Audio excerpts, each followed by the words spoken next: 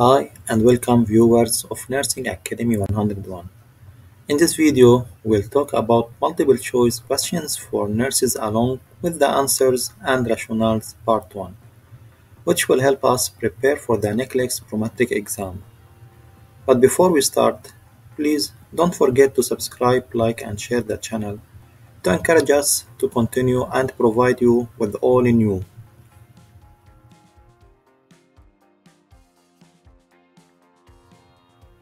Question number 1. Which of the following is a common symptom of hypoglycemia? A. Increased urination.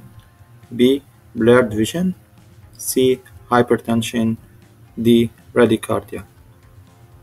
The answer is B. Blurred vision. Blurred vision is a common symptom of hypoglycemia. It occurs due to changes in fluid balance and altered glucose metabolism affecting the lens of the eye. Increased urination, polyuria, is more commonly associated with hyperglycemia. Hypertension and bradycardia are not typically symptoms of hypoglycemia. Question number 2. Which of the following actions should be prioritized when caring for a client experiencing an anaphylactic reaction? A. Administering antihistamines. B. Elevating the legs. C. Initiating cardiopulmonary resuscitation. D. Administering epinephrine. The answer is D. Administering epinephrine. In anaphylactic reaction, the immediate priority is to administer epinephrine. Epinephrine is the drug of choice for treating anaphylaxis as it helps reverse severe allergic reaction, including airway constriction, hypotension, and shock. Antihistamines may be given, but they are not the first-line treatment. Elevating the legs and initiating CPR are not the primary interventions for anaphylaxis. Question number 3. Which of the following is a potential complication of immobility in bedridden clients? A. Increased muscle strength. B. Improved joint mobility. C. Pressure ulcer. D. Enhanced lung function. The answer is C. Pressure ulcers. Pressure ulcers, also known as bed sores, are a common complication of immobility in bedridden clients. Prolonged pressure on specific areas of the body can lead to tissue damage and the development of pressure ulcer.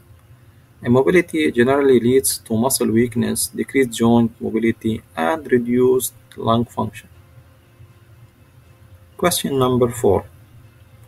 Which of the following is a risk factor for the development of deep vein thrombosis, DVT?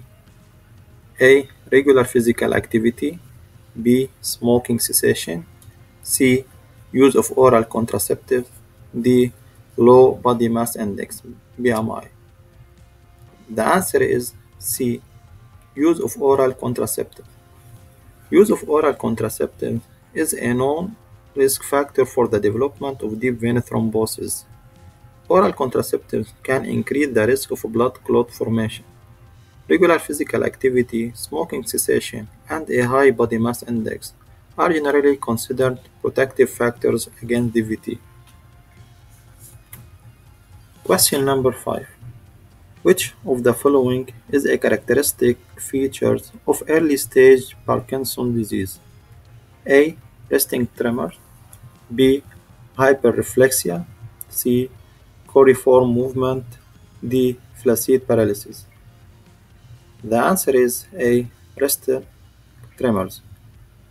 Resting tremors, especially in the hands and fingers, are a characteristic feature of early-stage Parkinson's disease.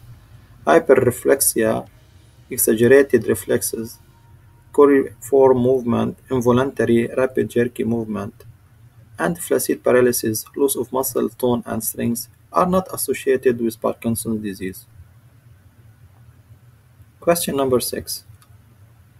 Which of the following is a common early sign of hypoxia? A. Cyanosis. B. Bradycardia. C. Hypertension. D. Restlessness.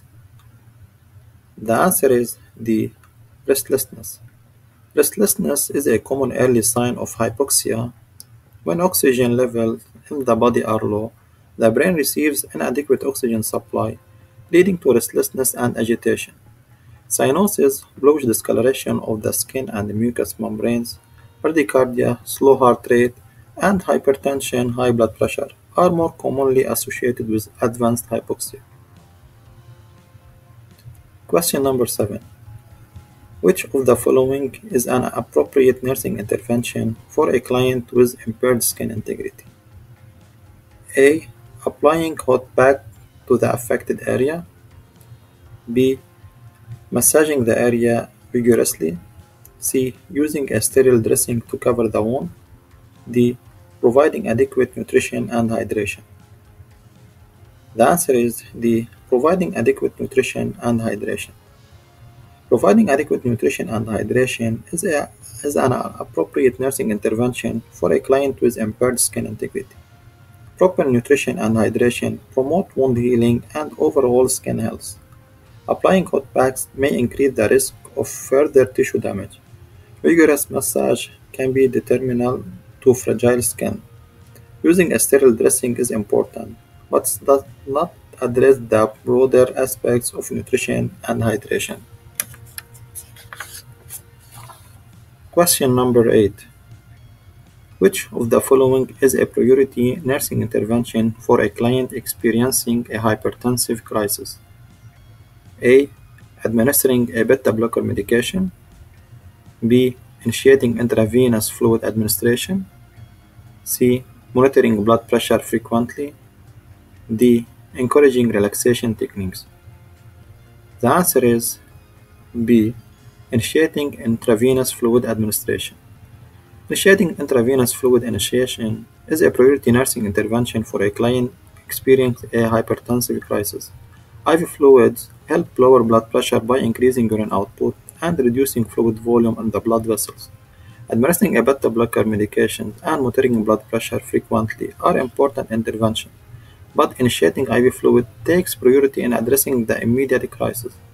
Encouraging relaxation techniques can be helpful but may not provide immediate blood pressure reduction. Question number 9. Which of the following is a common side effect of opioid analgesics? A. Hypertension. B. Diarrhea. C. Sedation. D. Increased appetite. The answer is C. Sedation. Sedation is a common side effect of opioid analgesics. Opioid can have a central nervous system depressant effect, leading to drowsiness and sedation. Hypertension, diarrhea, and increased appetite are not typically associated with opioid use. Question number 10. Which of the following is a priority nursing intervention for a client at risk for falls? A. Ensuring a well-lit environment. B. Providing non-slip footwear. C. Encouraging regular exercise. D. Administering sedative medications. The answer is A. Ensuring a well-lit environment. Ensuring a well-lit environment is a priority nursing intervention for a client at risk for falls. A well-lit environment reduces the risk of tripping or misjudging distance. Providing non-slip footwear and encouraging regular exercise are important interventions but may not directly address environmental hazards. Administering sedative medications can increase the risk of falls and should be avoided or closely monitored in clients at risk. Question number 11. What is the recommended angle for administering intramuscular injection? A. Insert the needle at a 45-degree angle to the skin surface. B. Insert the needle at a 90-degree angle to the skin surface. C. Insert the needle at a 30-degree angle to the skin surface.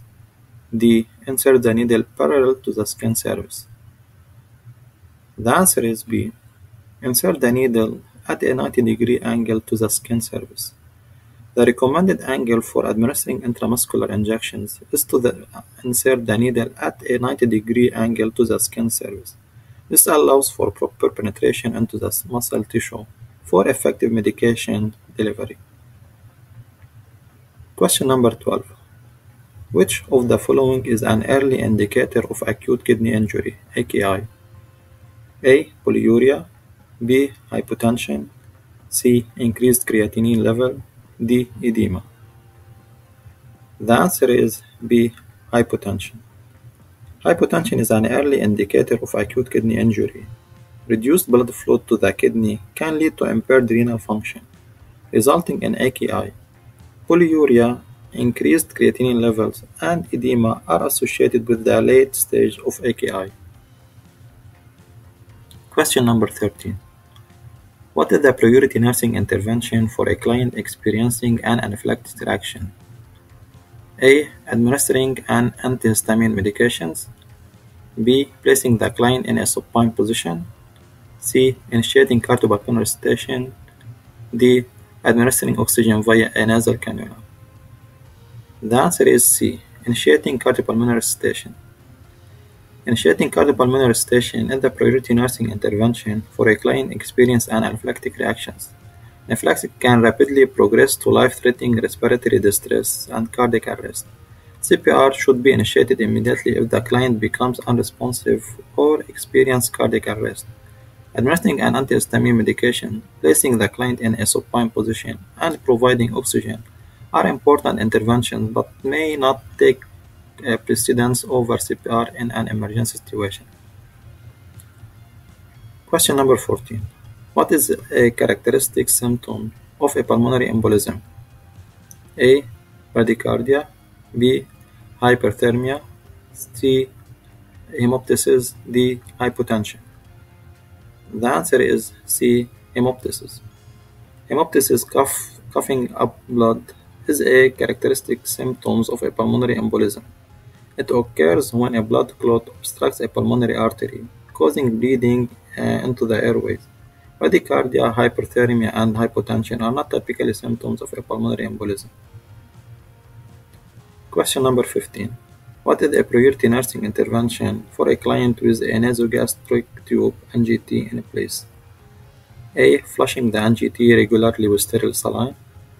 B. Assessing the client's bowel sounds and abdominal distension. C. Securing the NGT to prevent accidental dislodgement. D. Administering medication through the NGT without crushing the tablets. The answer is B. Assessing the client's bowel sounds and abdominal distension. Assessing the client's bowel sounds and abdominal distension is a priority nursing intervention for a client with a nasogastric tube in place. This helps monitor the client's gastrointestinal function and ensure that the NG tube is properly positioned and functioning.